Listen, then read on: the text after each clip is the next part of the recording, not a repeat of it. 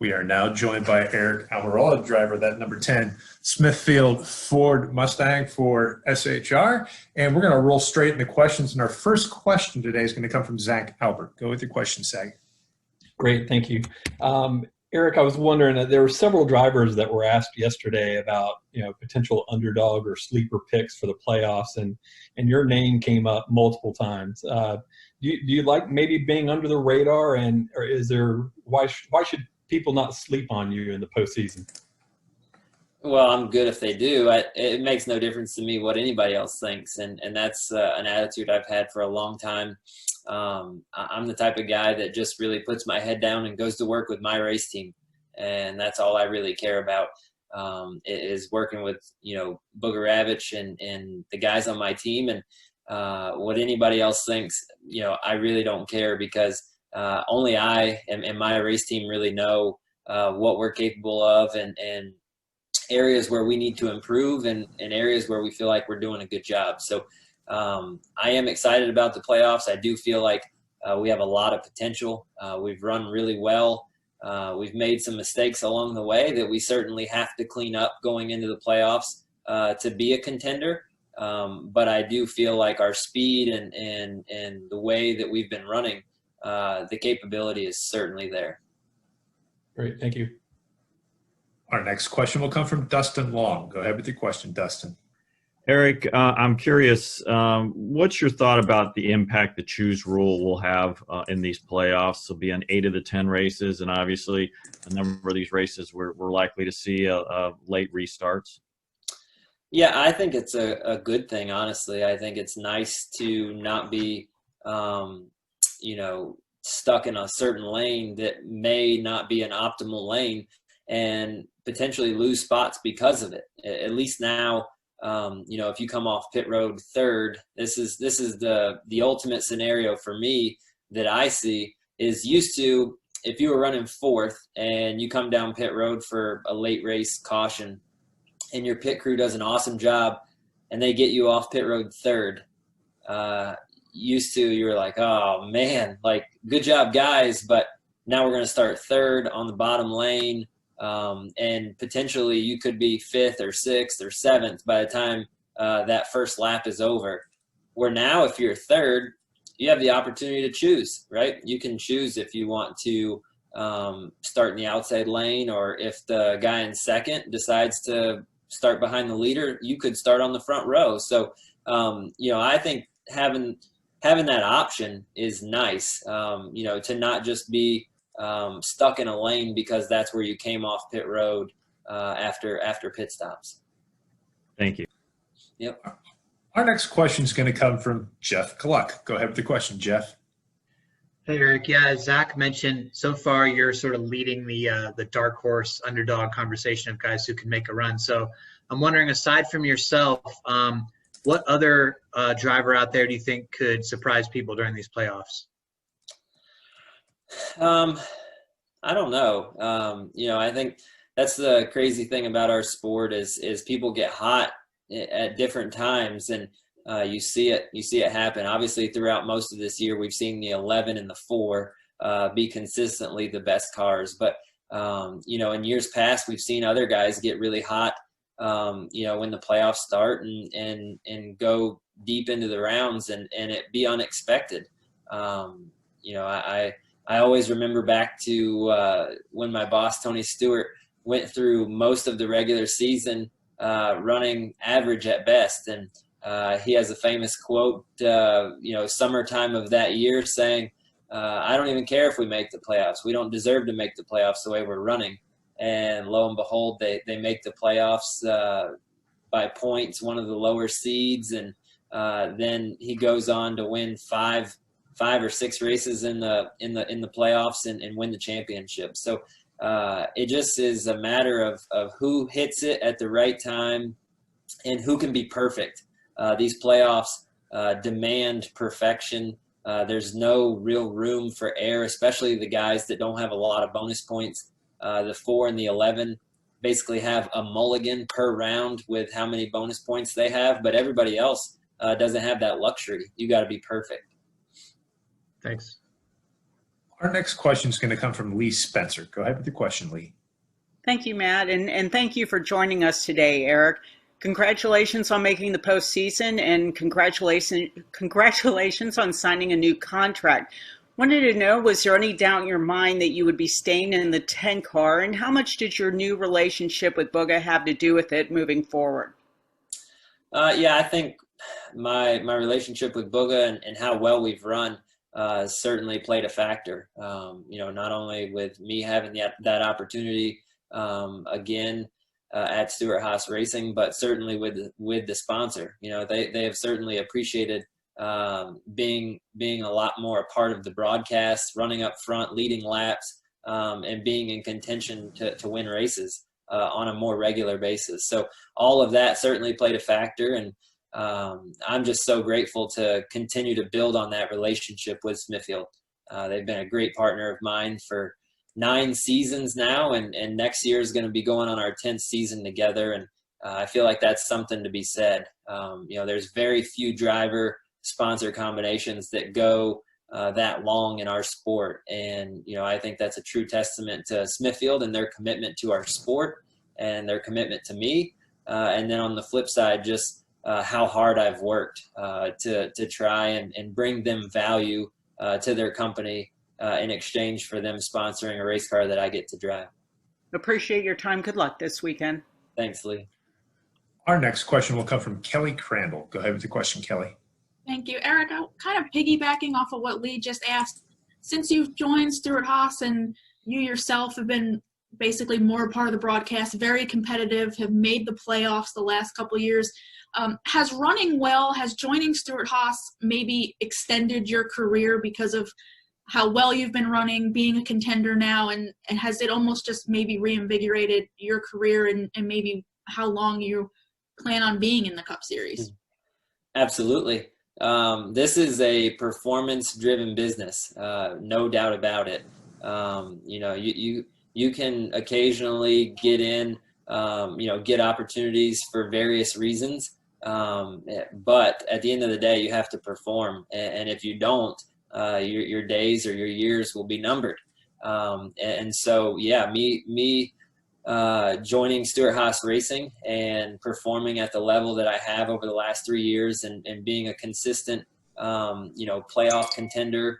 And, my first year there, 2018, going really deep into the rounds of the playoffs and ultimately finishing 5th in the points, was reinvigorating for me in my career. Absolutely. I had went 6 seasons before that and, never really seen that type of success. And there's only so long you can stay in the sport and be average. And that's just being truthful. So I was grateful for that opportunity in 2018.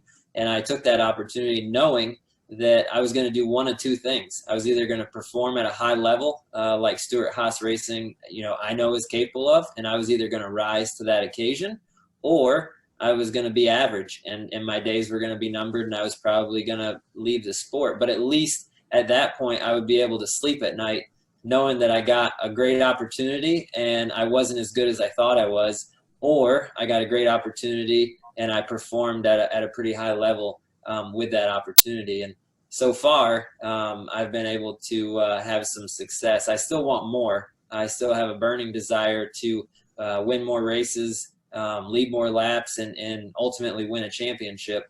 But so far, we've been successful. Thank you. Our next question will come from John Newby. Go ahead with the question, John. Thank you. Aric, you've talked a bunch today about being perfect, avoiding mistakes. How do you achieve that at tracks like Darlington and Bristol that are just known for utter chaos? Yeah, you again, you still have to be perfect. You can't go to Darlington and wipe the right side off of it and finish 29th. You can't scrape the wall and have a fender cut down a tire and go 2 laps down on during a green flag cycle. You can't afford those kind of mistakes. And so you have to be mindful of that. And the same thing at Bristol. Both those places, you typically run right on the wall. And so there's very little, margin for error. And, that's something that's very mindful for me, is that you've got to get 100% out of everything, but you can't try and get 102% out of anything, because that's usually when mistakes happen. Perfect. Thank you. Our next question will come from Michael Shelton. Go ahead with your question, Michael. Thank you very much.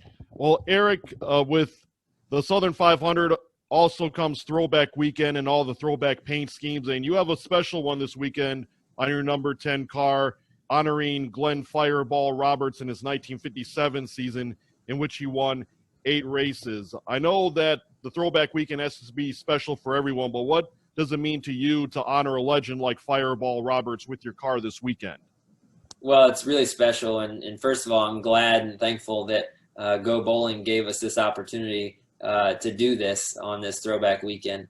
It means a lot to me through getting to know and understand a lot, about the paint scheme that we're running, and to learn more about Fireball Roberts. He was from Florida, just like myself, and he played baseball most of his early life, much like myself. I played baseball all the way up through high school. So, I feel like we have a lot of similarities. And then he had a lot of success at Darlington, which I have not.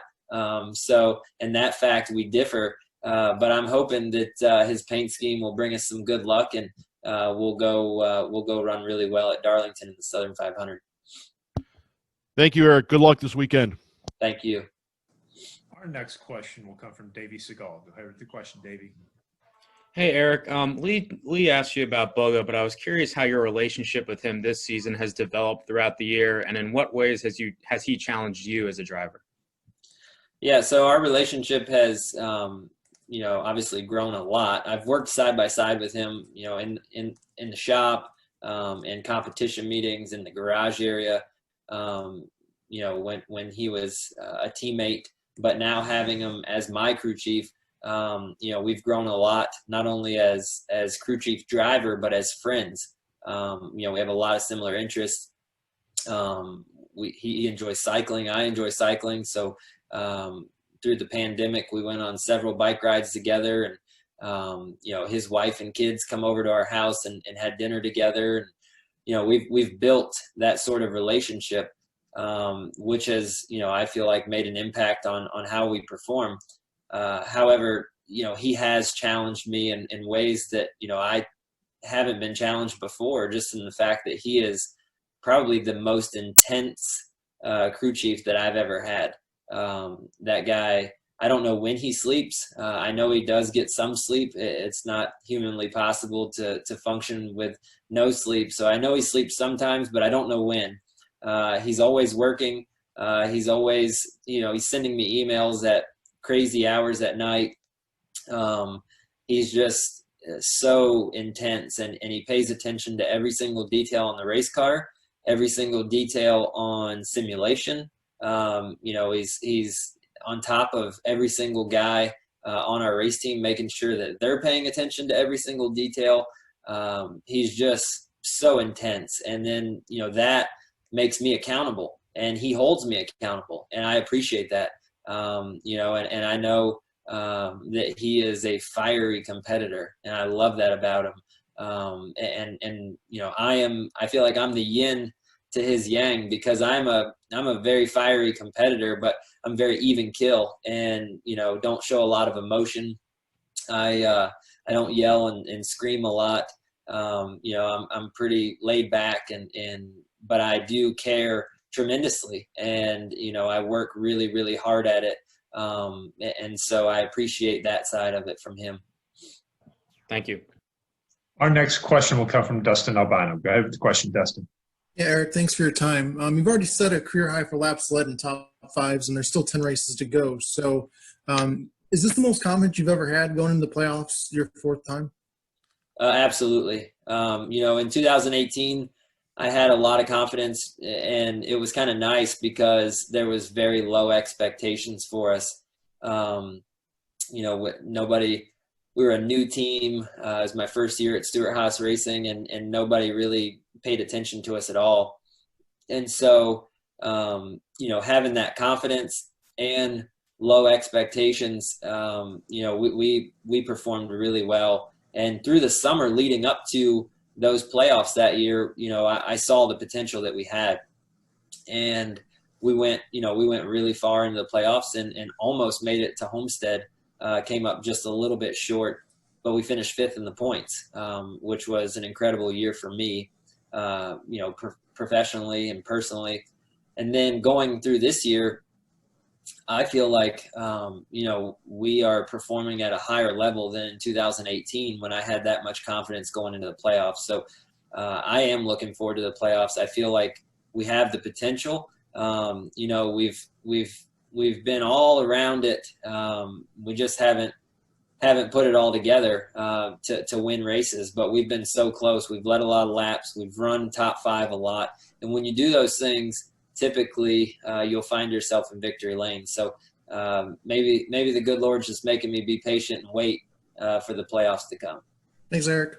Thanks. Our next question will come from Steve Schweitzer. Go ahead with your question, Steve. Thanks, Matt. Thanks for your time today, Aric. You mentioned there's Kevin and there's Denny, and then there's the rest of you.